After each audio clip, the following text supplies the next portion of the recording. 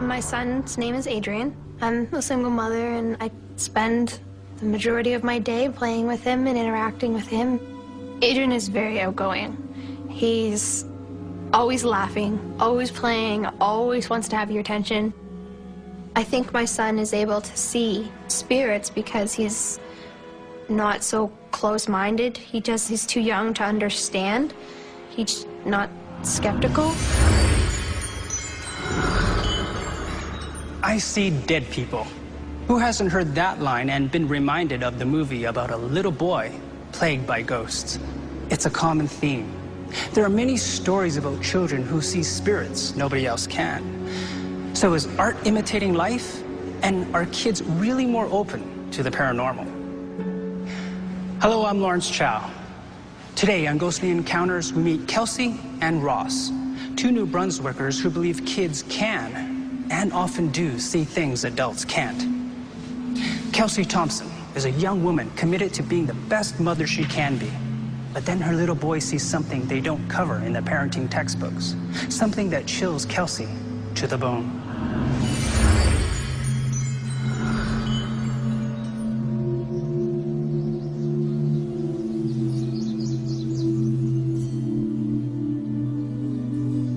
I moved into an apartment building that my sister and her kids have lived in for 7 years. When I first moved into my new apartment, I was moving in my furniture and I was getting things set in, and my son took, the first time he walked into the apartment, he walked right through the door, walked right past the living room and went to this little nook in the wall, this little corner. And he just looks up to the ceiling and he says, "Hi." Hi. I thought that was weird, but at the time, you're busy, you're moving into your apartment, and you're like, it can really bothered with him just saying hello to the wall. So, he's definitely interacting with something that I can't see. That was pretty much just the first thing that happened.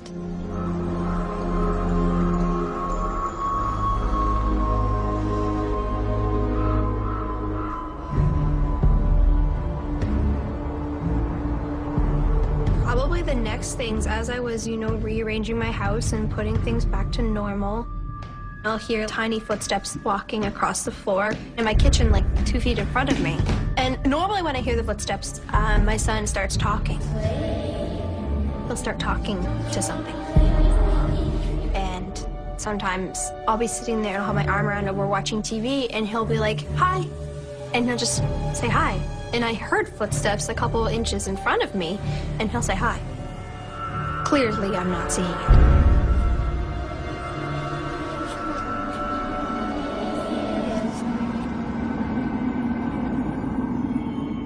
And then I was getting lunch ready. Adrian was playing with the trucks and stuff.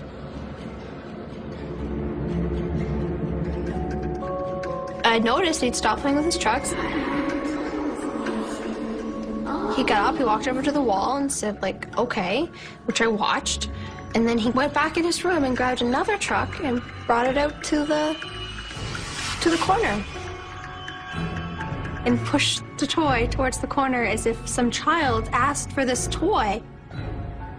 But I never seen a child ask for the toy or anything, but my son is clearly communicating with this, I would assume, other child. And I was like, "What did you do? Where'd you go?" And he just looked at me like nothing really happened. I don't even think it fazed him.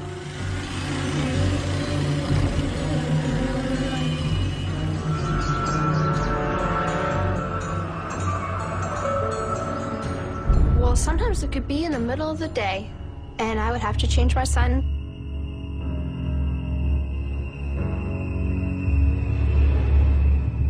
And my crib was where it was supposed to be, on the side of the wall, and I would go change my son.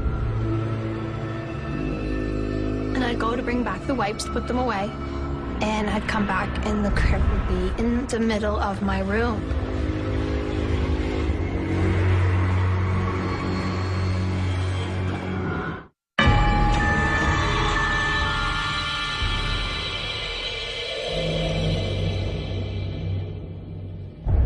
Sometimes it could be like 2 o'clock in the afternoon. And I would have to change my son's bum or something, and I'd go in the bedroom, and my crib was where it was supposed to be, on the side of the wall. And I'd go to bring back the wipes, put them away, and I'd come back.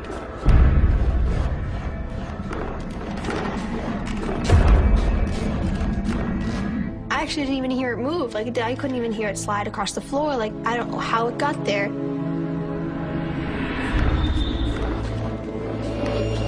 Sometimes it's been just pointed out this way. Sometimes it's been against the other wall. Sometimes it's been pushed against this wall. And sometimes it's just plainly be in the middle of the room. My crib moves constantly.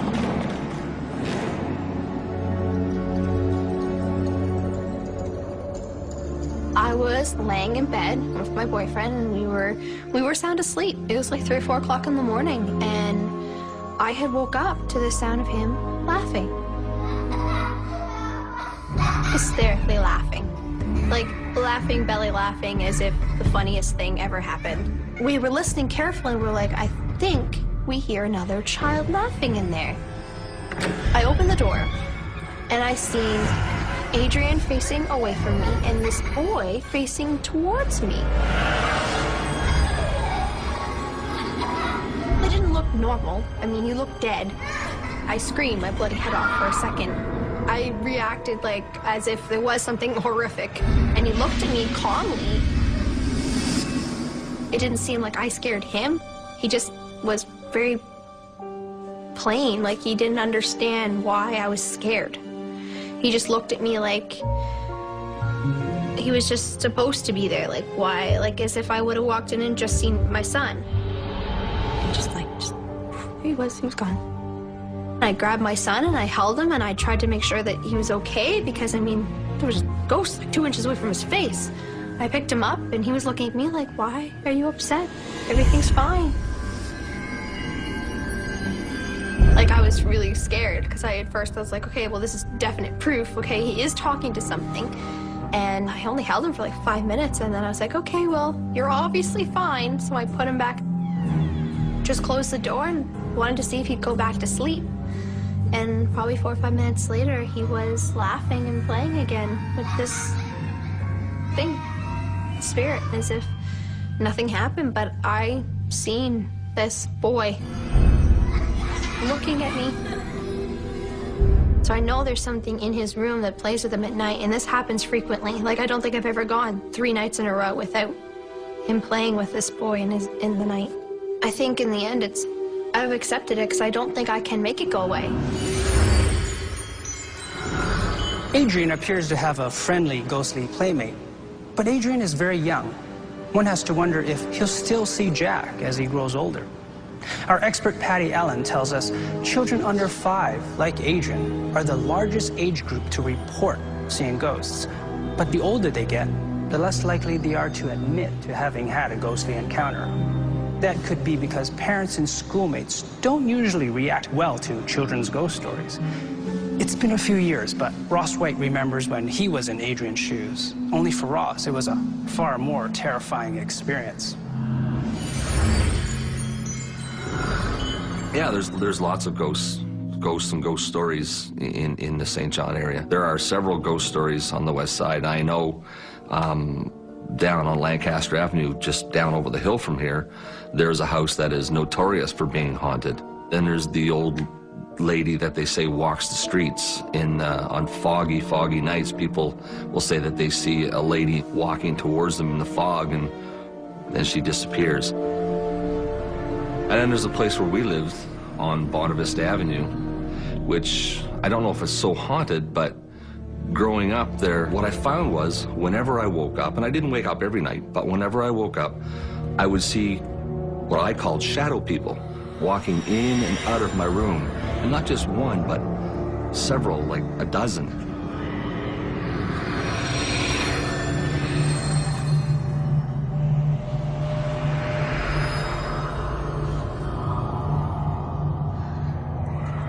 I never even really felt a sense of anybody being there. I could see them, but I couldn't feel any presence. And I do remember the first time I was terrified. So as you know, as a kid, you're laying in bed, you don't dare move, and you got one eye half cracked open because you want to see what's going on, but you don't want to let anybody know that you're actually awake. If there was no one close to me, then I'd have my eyes wide open. looking at, watching them back and forth, back and forth. You could tell from the shadows that, you know, they had noses and eyes and face and hair and hats and coats, but I knew right off that they weren't people.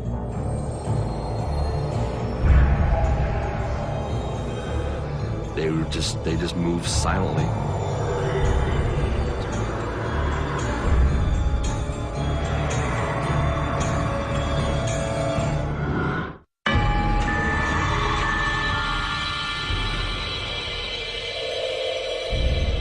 I would see what I called shadow people. They just moved silently, and they'd walk into my room and kind of walk into the closet, and then they'd walk out of the room. It was like a party. Just rotating in and out constantly. But it seemed that a lot of them came in and out of the closet. And even if the closet door was closed, they just kind of went into the closet. I've often wondered about the closet, whether it was watching too much sci-fi. Maybe it was a portal. I don't know. I don't remember the word ghost coming into my mind. I never really understood what they were, but they were real, and to this day, it is in my mind that they were real and they were there.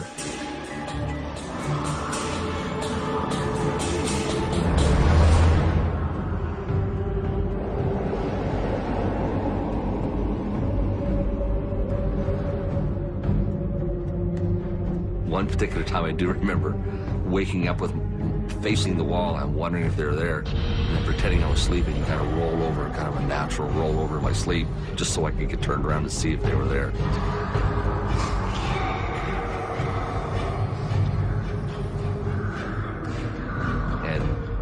And somebody walked by my bed. I can still remember her. She was dressed in a colonial type long dress. She had like a hat with flowers in it. I was scared. So, and I'm not scared because I felt threatened, just scared because, what is this?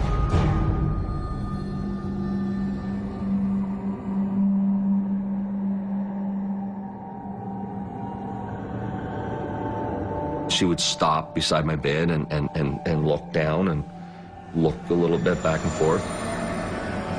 The fact that she would stop and look initially scared me more because one of these things was stopping and looking at me. I could tell that she was curious, but sometimes whenever she did stop, it was almost like she was stopping to check on me, maybe.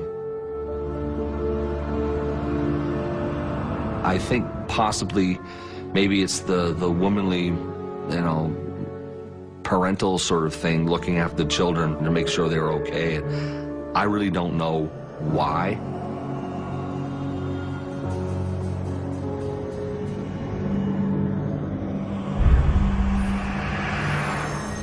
It had gone on for quite a while, and I had told Mom and Dad about the people in my room through the daytime, and breakfast or through the day. I tell you, Mom and Dad were always like, you're just dreaming. You don't really see that.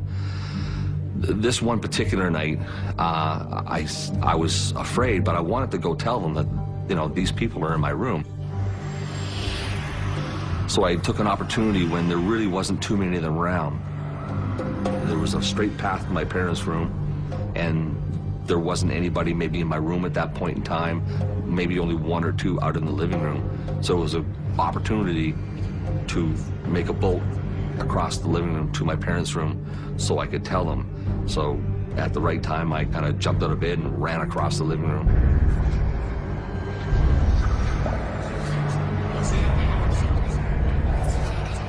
Woke up my father and said, they're in my room again. And I said, come see, like, they're out there. So he got out of bed and we went out into the hallway.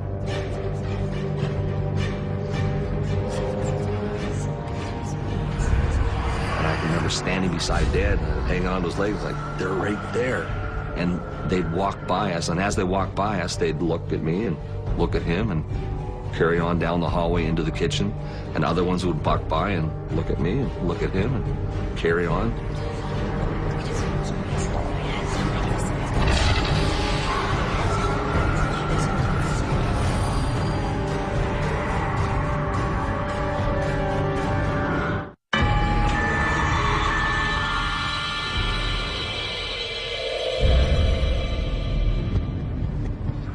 Woke up my father and said, "They're in my room again."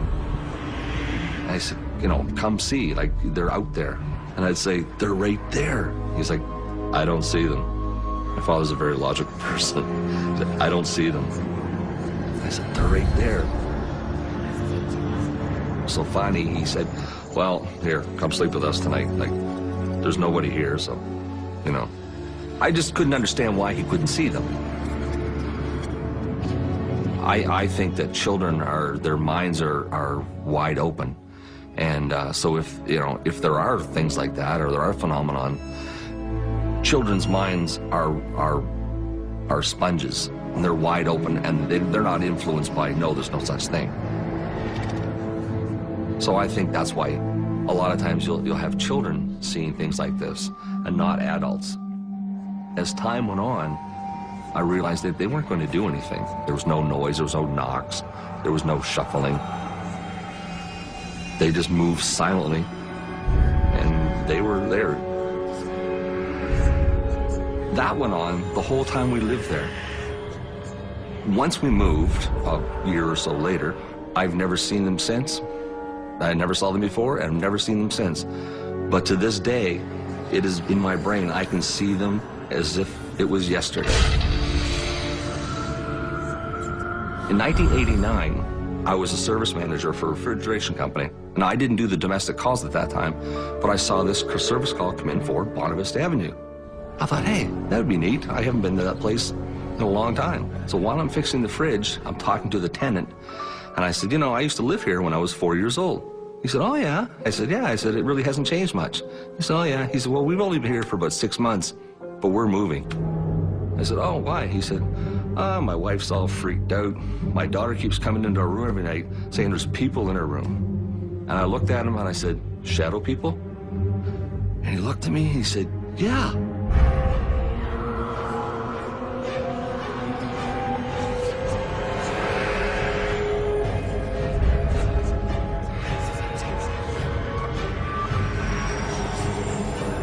Although I didn't need any confirmation that they were real, because I know they were real. But the conversation with the tenant was kind of neat, because, yeah, it really kind of confirmed in my mind that, okay, somebody else saw them. You know, so somebody not even in the family, somebody completely unrelated, has seen the same thing that I saw.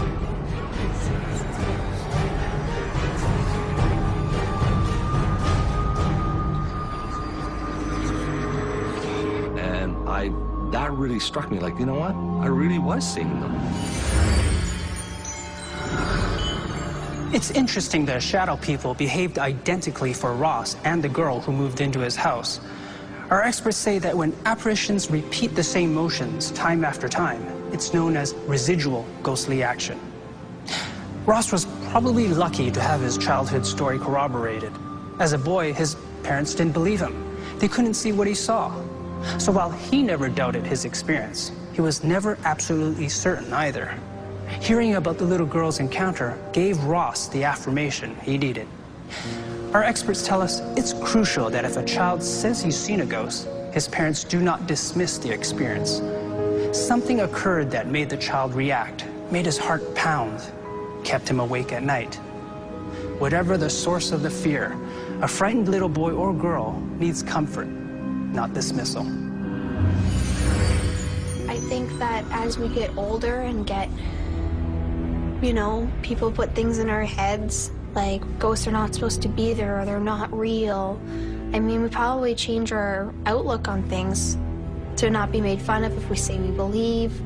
But to, I think, a child, another person or another child standing in front of him would probably be just as equal as another child from like a daycare standing in front of them. I don't think they actually understand the difference. So I think because they're so open-minded, that maybe they're more susceptible to seeing stuff like that. As an adult, I think it would be kind of neat if I did see them again. I've often wondered what it would be like to go spend a night in that house, because my mind is open to the fact that they were there. It's not that if I disbelieved that they were there, I may not be able to see them, but I know they were there. And, to this day, it's etched in my brain that they were real and they were there. So I've often wondered as an adult, if I stayed a night in that house, whether I would see them or not. It'd be interesting.